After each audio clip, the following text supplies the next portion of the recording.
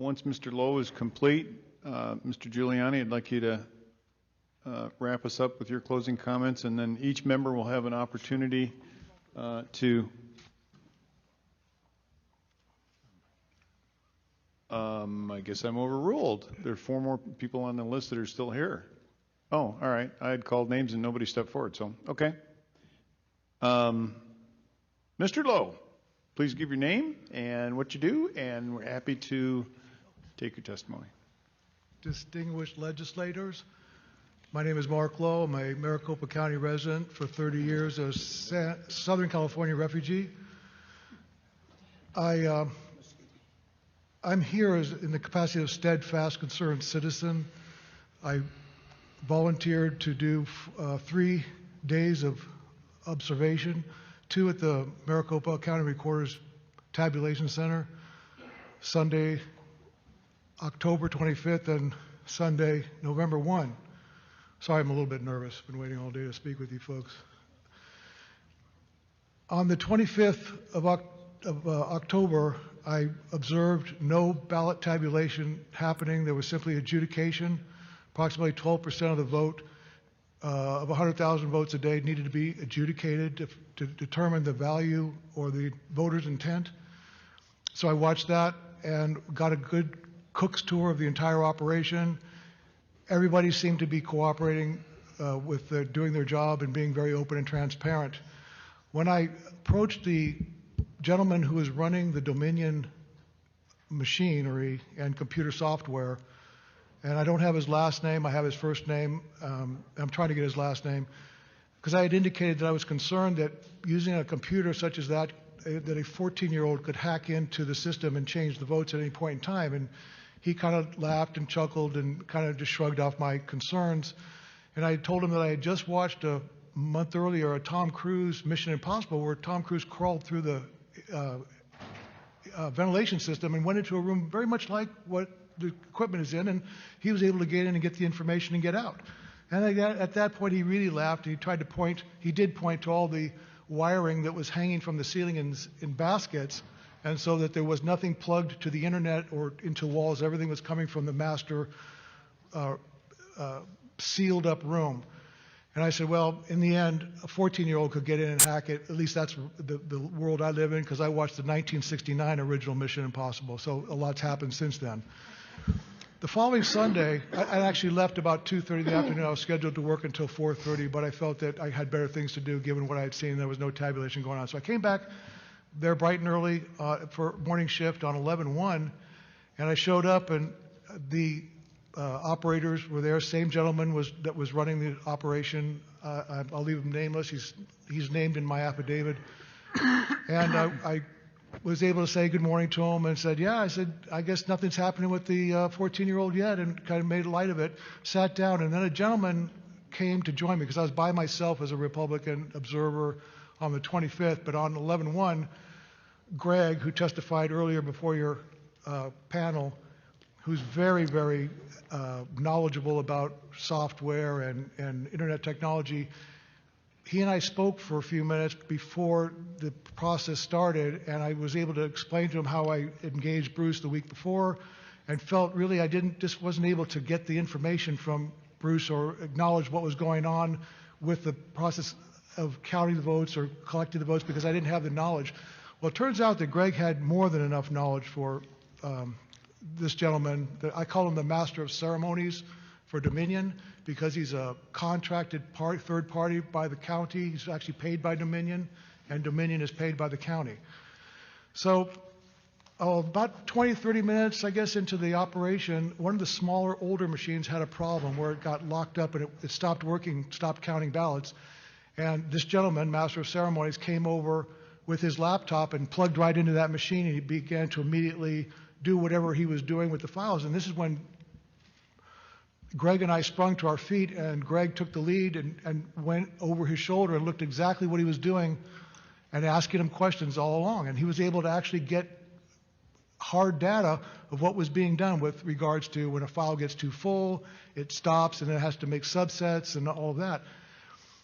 The questions that I had on Sunday previous is how does he back it up? But I could never get to that point on Sunday the 25th. But on Sunday the 1st, with Greg's expert questioning and knowledge and understanding of what was going on, he took him through the entire process to where how the votes were how the votes were handled, and how they were, when it got to be too big a file, they had to make subfolders. And then the question came up, my whole thing is, what happens if this building burns down? What happens to the information? So with that, along with that question hanging from the previous week, and Greg saying, yeah, he took him right to the point at what point do you make a copy, a data, and how do you make the copy? And from what I recall, and my understanding is that he makes a complete copy of the entire voter file. And at the end of the shift, he leaves the building with it. I say he takes it home. According to Greg, heard him say he takes it upstairs. I talked to Greg one other time, not to compare our testimony, but to say what I remember. He took it out of the building and he took it home as far as I'm concerned. I did not hear him say that he gave it to somebody else or anything. It was all in this gentleman's possession the entire time, because he brought it back with him the next morning. The hard drive came back and forth in and out of the building unsupervised with no oversight whatsoever. Okay.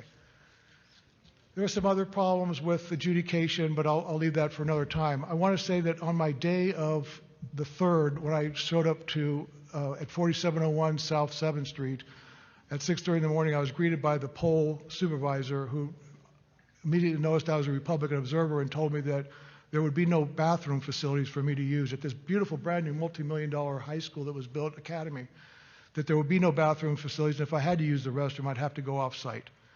And to which I answered, that's fine, I have some containers here, I'll be able to find a quiet corner and use to relieve myself, whatever. So about 10 o'clock in the morning, and after a very slow trickle of people coming in, because I counted votes until I was ejected at 2 p.m., and I'll tell you the reason for that, but there was less than 200 people by 2 p.m. And so at noon, when I got up to use the restroom at 10, I came back and there were 2 voting machines there. And with a trickle of people, there must have, at that point, there was only at 10 o'clock, maybe 50 or 60 people that had voted. And I was curious as to why there were 2 of these machines and 2 ballot boxes. So I paused as I was returning to my seat, because a woman was coming to put her vote in the machines, and I was going to determine which machine is she putting in. Is she being directed to put it in one machine or the other? And at that point, the poll supervisor told me to get back to my seat or I would be removed from the property, because I'm not following orders and following her direction, specifically that I was to sit in my chair the entire time, which is far away from being able to see anything. So I went back and I sat compliantly, and I was kibitzing with the Democratic observer, talking about life in general.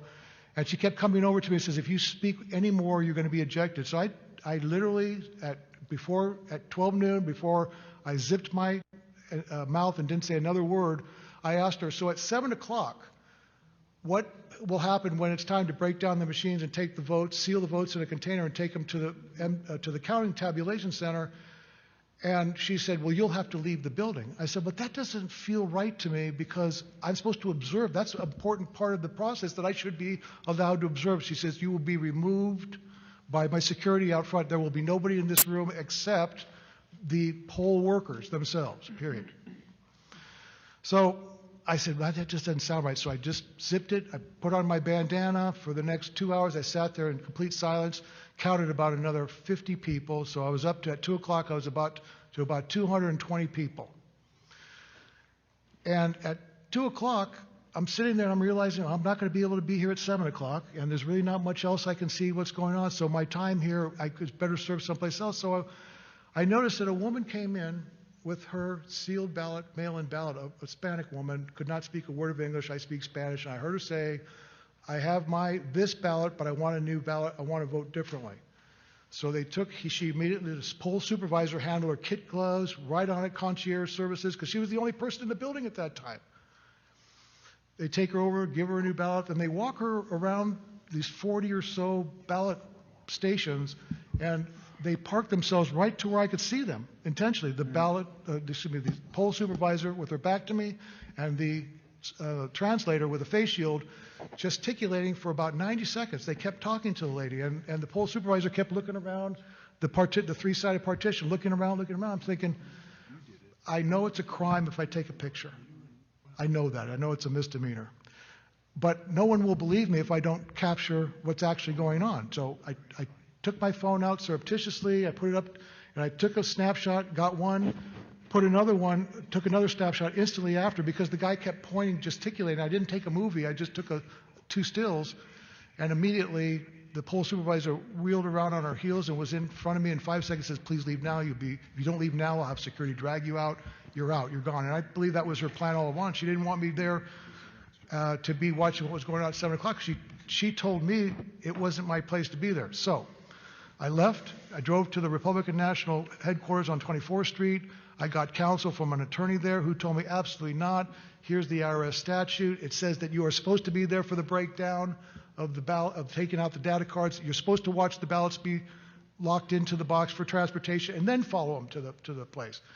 So I got in my car, I drove straight back down there. By the time I got there, it was about 4:45, and here's this woman out in front with her bodyguard. There's no cars in the parking lot. There's nobody voting. It's 4:45. Polls close in 2 hours and 15 minutes. I had just left there 2 hours earlier. So I tried to get her attention, and the security gentleman told me that I must leave now or he'll have me arrested. So I left, telling her, saying, please look up ARS statute. I was allowed to be there. You wrongfully terminated me.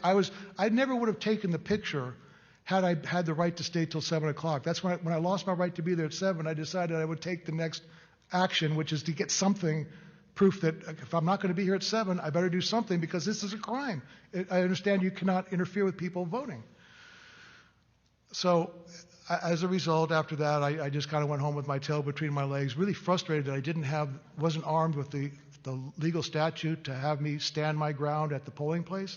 And the fact that this woman from 6:30 in the morning telling me I couldn't relieve myself, I'd have to leave the property, and to stay in my chair, don't walk around. And I understand I had the ability to stand by those ballot machines and just watch people drop them, and not talk to anybody, but just simply watch them drop the ballots in and find out at the end of the night, well, were Republican votes in one box and Democrat votes in the other? I don't know.